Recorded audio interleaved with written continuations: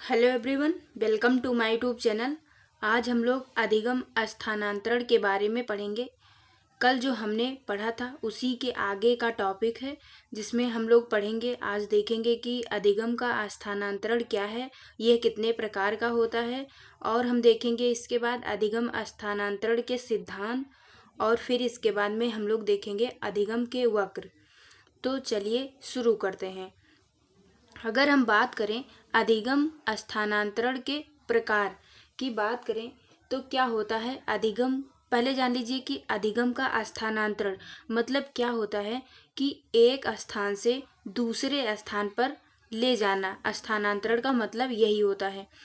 तो देखिए कि अधिगम स्थानांतरण के प्रकार की बात किया जाए तो ये हो जाएगा, लगभग 7 प्रकार के होते हैं, जिसमें से हम पहले नंबर की बात करें तो वो है सकारात्मक स्थानांतरण। क्या है? सकारात्मक स्थानांतरण। अगर इसकी बात किया जाए कि सकारात्मक स्थानांतरण क्या होता है, और हम इसे मतलब इसको अगर डिफाइन करें तो क्या होता है कि जब पूर्व का अधिगम बाद के अधिगम में सहायक हो तो उसे हम क्या कहते हैं? सकारात्मक स्थानांतरण। मतलब जो अधिगम है वो जब पूर्व मतलब पहले का जो अधिगम है बाद के अधिगम में जब सहायक मतलब होता है, तब उसे हम क्या कहते हैं कि सकारात्मक स्थानांतरण हुआ। और अगर हम जैसे कि एग्जाम्पल देखें कि एग्जाम्पल के तौर पर जैसे कि संस्कृत व्याकरण के बाद हिंदी व्याकरण सीखना, तो ये सकारात्मक स्थानांतरण के अंतर्गत आ जाएगा। क्या आ जाएगा कि जैसे आप संस्कृत व्याकरण सीखे हैं, इसके बाद में आप हिंदी व्याकरण सीखते हैं, तो क्या होता है कि आपका जो जो आपने संस्कृत सीखा उसके बाद में हिंदी में आपको जो है वो सहायता कर रहा है, सहायक हो रहा है। तो ये जो है सहायक जो मतलब सहायक हो गया, तो इसमें कहेंगे कि सकारात्मक स्थानांतरण हो गया। अब हम दूसरे की बात करें तो वो है नकारात्मक स्थानांतरण। अब इसको हम समझ लेते हैं कि नकारात्मक स्थानांतरण क्या होता है। तो इसमें ये देखेंगे कि जब पहले का जो अधिगम है, जो आपने पहले का अधिगम आपके पास है जो आपने किया है, वो जब अधिगम में बाधा उत्पन्न करे। मतलब क्या होता है? नकारात्मक का मतलब होता है जिसे निगेटिविटी कह सकते हैं। तो क्या होता है कि जब आपका जो पूर्व का अधिगम है, मतलब जो आपका मतलब पहले का अधिगम है, वो बाद के अधिगम में जब बाधा उत्पन्न करता है, तब उसे हम क्या कहते हैं? नकारात्मक स्थानांतरण।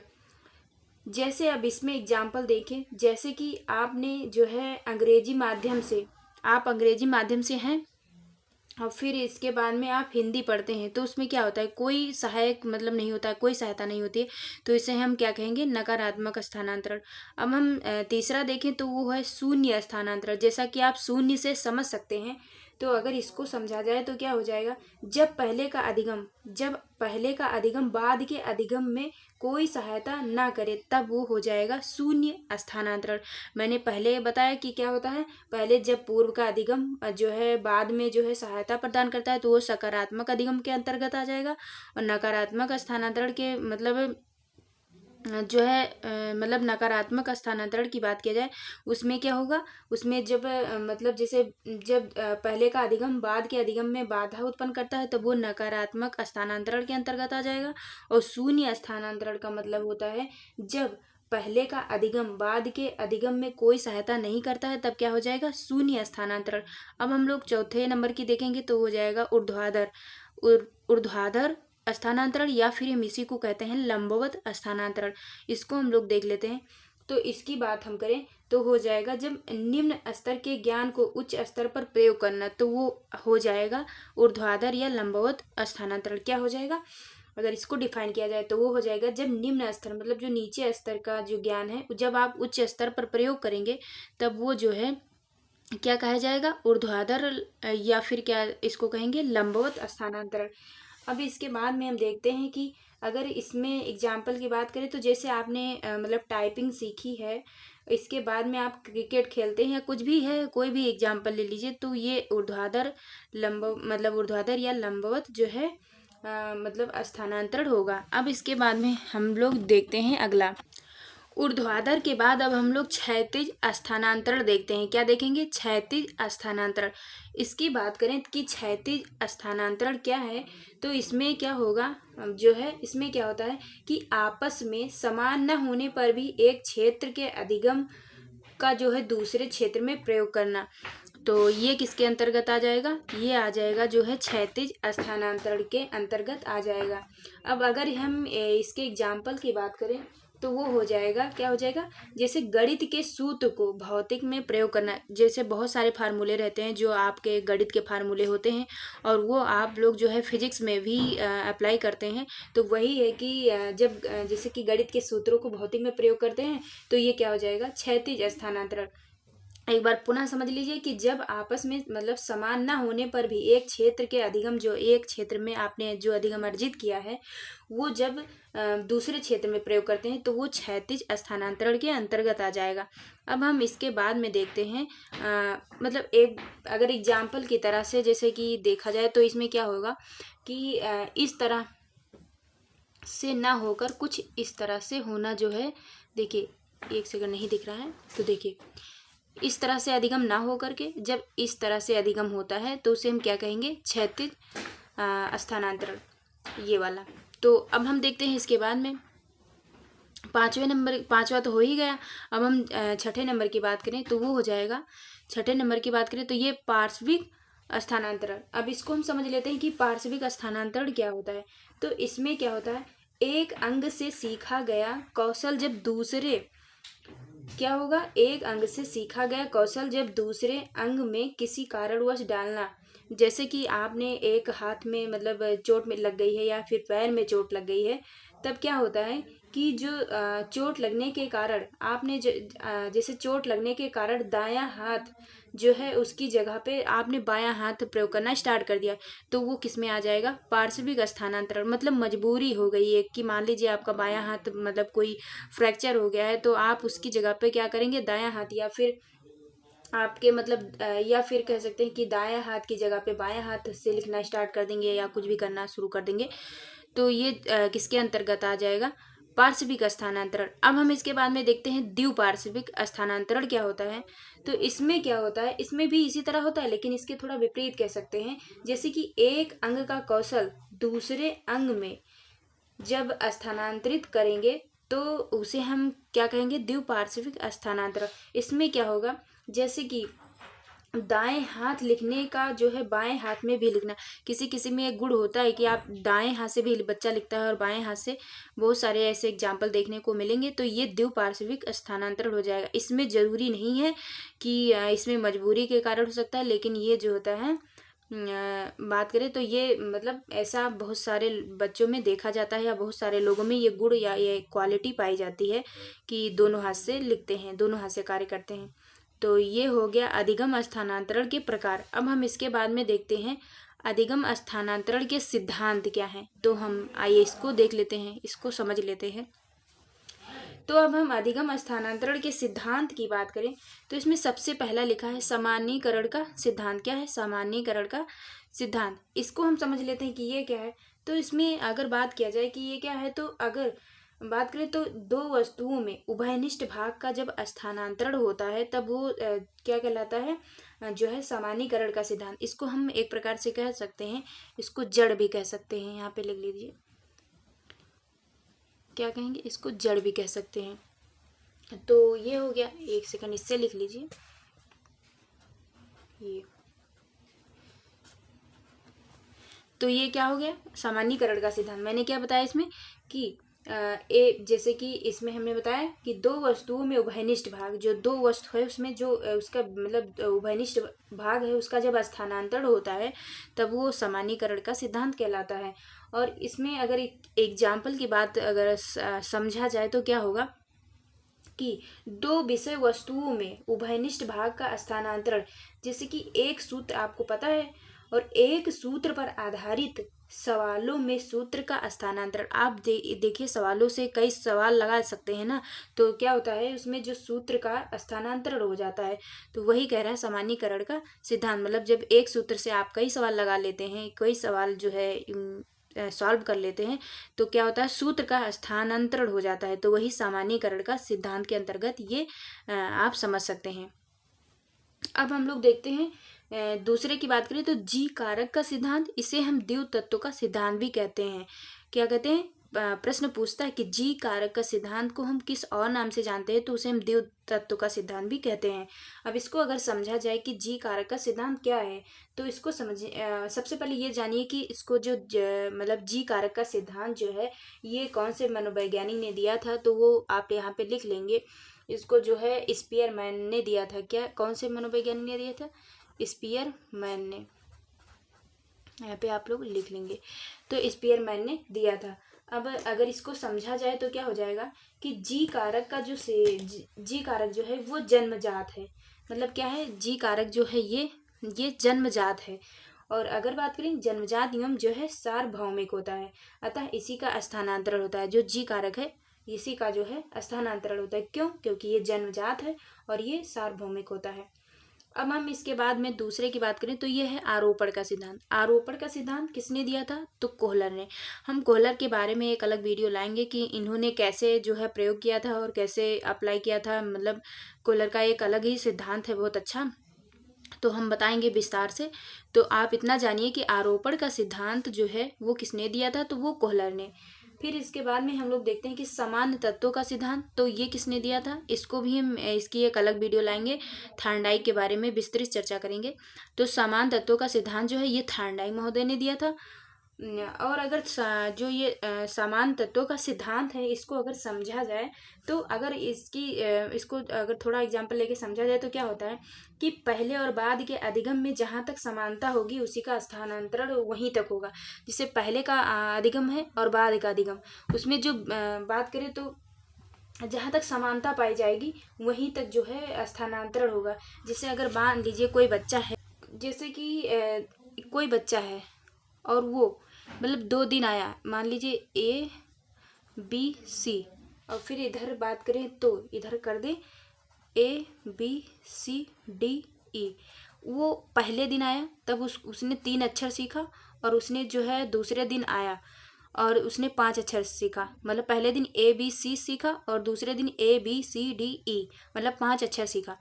तो इसमें क्या होगा, अगर उसने 5 अक्षर दूसरे दिन सीखा, ये दूसरे दिन की बात करें और ये पहले दिन की बात करें, तो उसने पहले दिन 3 अक्षर सीखा मतलब ABC, और फिर जो है दूसरे दिन ABCD 5 अक्षर उसने सीखा। अब अगर इसमें बात किया जाए कि मतलब जैसे कि समान तत्वों के सिद्धांत में अगर बात किया जाए समानता कहाँ तक होगी, मतलब पहले और बाद के अधिगम में जहाँ तक समानता होगी वहीं स्थानांतरण। तो स्थानांतरण कहाँ तक होगा, मतलब यहाँ से देखिए ये BC ये है और यहाँ पे भी ABC, तो स्थानांतरण की बात किया जाए तो यहाँ से लेके यहाँ तक होगा। मतलब इसमें जो होगा, इसमें जो इन दोनों में जो समानता होगी उसी के मतलब स्थानांतरण उसी का होगा। तो हमने जो बताया ये आई होप कि आपको समझ में आया होगा। अब हम इसके बाद में देखते हैं अधिगम का वक्र क्या होता है। ये तो हमने मतलब बता दिया अधिगम का स्थानांतरण क्या है। अब हम अधिगम के वक्र की बात करें तो ये क्या है, इसको देख लीजिए। तो सबसे पहले जानिए ये कि जो है अधिगम का वक्र पहले आप लोग समझ लीजिए 2 मिनट। तो सबसे पहले आप लोग ये जानिए कि जो अधिगम का वक्र है ये किसने दिया था। तो ये जो है अधिगम के वक्र की जो अवधारणा है वो किसने दिया था, तो एबिंगहास ने दिया था। कौन से मनोवैज्ञानिक ने? एबिंगहास ने। और फिर इसके बाद में कहा जाए कि अधिगमों के वक्र जो अधिगमों के सीखने की गति को दर्शाते हैं, जो ये अधिगम के वक्र हैं ये क्या दर्शाते हैं, तो ये अधिगम के वक्र को जो सीखने की गति है मतलब कैसे कैसे सीखते हैं, तो उसकी गति को दिखाते हैं, मतलब सिखाते हैं, दिखाते हैं। तो क्या हो जाएगा, अधिगम के वक्र जो हैं वो सीखने की गति को दिखाते हैं। अब हम अधिगम के प्रकार की बात करें कि ये कितने प्रकार का होता है और क्या होता है इसके अंतर्गत, तो सबसे पहले हम बात करें सरल वक्र। सरल वक्र का मतलब होता है कि सीखने की गति जो होती है इसमें समान होती है। सरल वक्र में जो होता है उसमें सीखने की गति जो होती है वो कैसी होती है, समान होती है। ये देखिए मतलब कोई ना मतलब ऊपर नीचे नहीं है, मतलब एक समान। मतलब मनुष्य के लिए एक प्रकार से देखा जाए तो असंभव, ऐसा नहीं है कि मनुष्य एक समान गति से ही सीखता है। मतलब वो कभी जल्दी सीखता है, कभी धीमे गति से सीखता है, कभी मतलब कुल मिला के ये मनुष्य के लिए तो एक प्रकार से देखा जाए तो ये असंभव ही है, क्योंकि मनुष्य जो सीखने की गति है वो समान नहीं है, तो ये मनुष्य के लिए असंभव है। तो सरल वक्र उसे कहते हैं जिसमें सीखने की गति जो होती है वह समान होती है। तो ऐसे आएगा प्रश्न में कि सरल वक्र क्या होते हैं, उसमें 4 ऑप्शन रहेंगे। ये जो है ऐसे रहेगा कि ये सीखने की गति इनमें समान होती है कि असमान होती है कि कैसी होती है। तो ये आप लोग याद रखेंगे कि जो सरल वक्र है उसमें जो है सीखने की गति जो होती है वो समान होती है। अब हम दूसरे नंबर की बात करें तो वो हो जाएगा नतोदर, या फिर इसी को हम बोलते हैं धनात्मक वक्र कहते हैं। क्या कहेंगे दूसरे नंबर के वक्र को, तो वो उसे हम कहेंगे नतोदर वक्र या फिर हम धनात्मक वक्र भी कहेंगे। इसका मतलब ये होता है कि बढ़ता हुआ जो है मतलब एक प्रकार से बढ़ता हुआ निष्पादन वक्र भी इसे कहते हैं। और इसमें क्या होता है, ये देखिए फिगर के द्वारा आप लोग समझ सकते हैं कि इसमें क्या होता है, शुरू में तो धीमा लेकिन बाद में तेज हो जाता है। मतलब इसमें जो सीखने की गति है वो पहले धीमी रहती है फिर बाद में तेज हो जाती है। जैसे कोई मतलब विद्यार्थी है, उसने पहले जो है अक्षरों से, जैसे उसने प और का और जा 3 अक्षर उसने सीखा। अब इससे उसने जो है मिला दिया, क्या कह दिया, पंकज हो जाएगा। तो ये जो हो जाएगा, क्या होता है कि शुरू में धीमा सीखता है और फिर बाद में जो होता है वो तेज हो जाता है, तो सीखने की गति तेज हो जाती है। अब हम तीसरे नंबर की बात करें तो हो जाएगा उन्नतोदर, या इसी को बोलते हैं ऋणात्मक, या हम इसे कह सकते हैं घटता निष्पादन वक्र। तो ये क्या होता है इसको भी समझ लेते हैं। तो इसमें क्या होता है कि इसमें जैसे शुरू में तेज लेकिन बाद में जो धीमा हो जाता है। जैसे इसके फिगर के द्वारा आप समझ सकते हैं। पहले देखिए ये जो इसकी गति जो होती है वो तेज रहती है लेकिन बाद में जो होता है ये धीमा हो जाता है। तो आप इसके वक्र से समझ सकते हैं। तो अगर एग्जाम्पल की बात किया जाए तो जैसे परीक्षा के समय तेज से पढ़ना और परीक्षा के बाद धीमा कर देना। ऐसा कहा जाता है कि जैसे मनुष्य जो विद्यार्थी हैं या प्रशिक्षु हैं वो मतलब परीक्षा के समय जितनी तेज से पढ़ते हैं या अध्ययन करते हैं, वैसे ही अगर पूरे साल अध्ययन करें तो बहुत जल्दी मतलब अच्छा हो। तो यही है कि परीक्षा के समय जो है वो तेज से पढ़ना और परीक्षा के बाद में जो धीमा पढ़ाई अपनी जो है धीमे कर देना। तो ये उन्नतोदर या ऋणात्मक या घटता निष्पादन के अंतर्गत आएगा। अब हम चौथे नंबर की बात करें तो वो है मिश्रित वक्र या सर्पाकार वक्र, या इसी को हम बोलते हैं यस टाइप वक्र। तो इसमें भी फिगर आप लोग देख लीजिए। इसमें क्या होता है कि इसकी बात किया जाए तो अधिगम की गति जो होती है वो इसमें असमान होती है। देखिए ना तो ये धीमी है ना ही तेज है, मतलब इसकी गति जो होती है वो असमान होती है। अब इसके बाद में हम लोग एक टॉपिक और देख लेते हैं, छोटा सा टॉपिक है, उसको भी देख के समझ। तो ये छोटा सा टॉपिक है, इसको भी देख लेते हैं कि जो है अधिगम का पठार क्या है, ये पठार होता क्या है, और जो है क्या नाम है, अधिगम के पठार की प्रक्रिया क्या है, और अधिगम के पठार को दूर करने के उपाय क्या हैं। तो सबसे पहले देखिए अधिगम का पठार होता क्या है, तो हम इसको समझ लेते हैं कि तो बात किया जाए अधिगम के पठार की, तो अधिगम का पठार जो है वो अधिगम के अवरुद्ध जो गति है उसको दिखाता है कि अधिगम आपका कैसा हो रहा है, उसमें रुकावट हो रही है या कुछ तो क्या होता है अधिगम पठार के अंतर्गत आएगा। तो अधिगम का पठार अधिगम की अवरुद्ध जो है अवरुद्ध को दिखाता है। और मतलब अवरुद्ध का मतलब क्या हो जाएगा, यहाँ पे लिख लीजिए आप कि ये जो है अधिगम का पठार जो है ये क्या दिखाता है, ये अधिगम के अवरुद्ध को दिखाता है। यहाँ आप लोग लिख लीजिए कि अधिगम के अवरुद्ध को दिखाता है, अवरुद्ध को दिखाता है। तो अधिगम के पठार मतलब अधिगम के अवरुद्ध को दिखाता है। तो इसकी बात किया जाए तो अवरुद्ध का मतलब होता है जैसे ठहर ठहर कर, ये इसका मतलब हो जाएगा ठहर ठहर कर। तो जैसा कि मैंने फिगर बनाया हुआ है, यही देखो इसका मतलब ये देखिए आपका अधिगम ऐसे चल रहा है, तो यहाँ पे देखिए ये चीज़ जो है यहाँ पे आके जो एक प्रकार से देखा जाए तो ठहर नहीं गया, तो इसी को हम कहते हैं यही पठार है। ये जो ठहर गया, ये इतनी दूरी जो है ये पठार है। तो अगर बात करें तो पठार आते क्यों हैं, तो बहुत सारे कारण रहते हैं कि आपके अधिगम में अवरुद्ध आ जाता है, अवरोध आ जाता है। एक कारण नहीं हो सकता है, मनुष्य की ज़िंदगी में अलग अलग मतलब कारण हो सकते हैं जिसके पढ़ाई में बाधा आ जाती है, अवरुद्ध आ जा सकता है। उसमें से कुछ कारण हैं जैसे कि नींद लगना, जिससे आपकी पढ़ाई रुक जाती है या फिर कुछ देर के लिए ठप हो जाती है नींद लगने के कारण, या फिर प्रेरणा की कमी हो सकती है, या फिर थकावट के कारण जो है आपके अधिगम में पठार आ जाता है। या फिर बाधा हो सकती है, दुर्घटना हो सकती है, या कोई बीमारी हो सकती है, या रुचि भी हो सकती है। कभी कभी रुचि नहीं रहती है पढ़ने में, फिर भी जो है आपके जिसके कारण जो है, तो ये सब कारण है। नींद मतलब लगना, थकावट होना, बाधा किसी प्रकार की हो सकती है, दुर्घटना हो जाना, या फिर बीमारी होना, या फिर रुचि नहीं होना, ये सब जो है आपके अधिगम में पठार उपलब्ध मतलब उत्पन्न करते हैं। अब हम इसको समझ लेते हैं कि अधिगम के पठार की प्रक्रिया क्या है। तो इसमें अगर बात किया जाए तो यह एक सामान्य प्रक्रिया है, और अगर बात करें तो यह वक्र पर बनता है। और फिर इसके बाद में बात करते हैं तो ये जो है पठार जो है ये हमेशा नहीं बनता रहता है। तो अब फिर इसके बाद में पठार जो है ये अवरोध या रुकावट पैदा करता है, ना कि समाप्ति। मतलब ऐसा नहीं है कि आपके जीवन में जो है आपके जो मतलब अधिगम है, जो आपकी पढ़ाई स्टडी है, वो एक समय के लिए रुक गई हो तो वो अब समाप्ति हो जाएगी, कभी आप पढ़ेंगे ही नहीं। तो मतलब जैसे कुछ देर के लिए आता है, कुछ समय के लिए आता है, हो सकता है कुछ ज़्यादा देर हो जाए, लेकिन ये जो होता है एक कह सकते हैं कि रुकावट पैदा करता है, ना कि समाप्ति। फिर इसके बाद में पठार कोई अपराध या गलती नहीं है। मतलब ये कह सकते हैं कि जो अधिगम का पठार है ये आपके जो है कोई अपराध या गलती नहीं है। ये तो जीवन की सामान्य प्रक्रिया है, ये होती ही रहती है। फिर इसके बाद में बात करें कि अधिगम पठार दूर करने के जो उपाय हैं, कैसे अधिगम के जो आपके मतलब अधिगम के पठार में जो मतलब अवरुद्ध आ गया है या फिर रुकावट आ गया है, ये इसको दूर कैसे किया जा सकता है। तो इसको समझ लीजिए। तो पाठ की पुनरावृत्ति करिए, मतलब जैसे कि आपने पाठ पढ़ा है तो उसको बार बार जो है उसका जो है पुनरावृत्ति करिए, तो इससे जो है आपके जो अधिगम का पठार है वो जो है उसकी रुकावट दूर हो सकती है। फिर इसके बाद में रुचि को अपने जागृत करिए, मतलब रुचि जागृत करें। इसके बाद में जैसे आपने जिस शिक्षण विधि के द्वारा आपने पढ़ा है, तो हो सकता है उसी के द्वारा मतलब आपके जो है आपके पढ़ाई में जो आपके अधिगम में जो है पठार उत्पन्न हो रहा है, तो आप शिक्षण विधि बदल लें अपनी। और फिर इसके बाद में पर्याप्त आराम करें। आराम करने के बाद में जो है हो सकता है कि आपके जो अधिगम का पठार है वो दूर हो सकता है। पर्याप्त आराम करें, और फिर के बात करें तो फिर प्रेरित करें अपने आप को, तब अधिगम के पठार को दूर किया जा सकता है। और फिर मनोरंजन आदि ये सब हो सकता है, स्वास्थ्य लाभ वगैरह वगैरह इतना हो जाएगा। तो आई होप कि आप लोग को इतनी सारी चीज़ें मतलब समझ में आई होगी।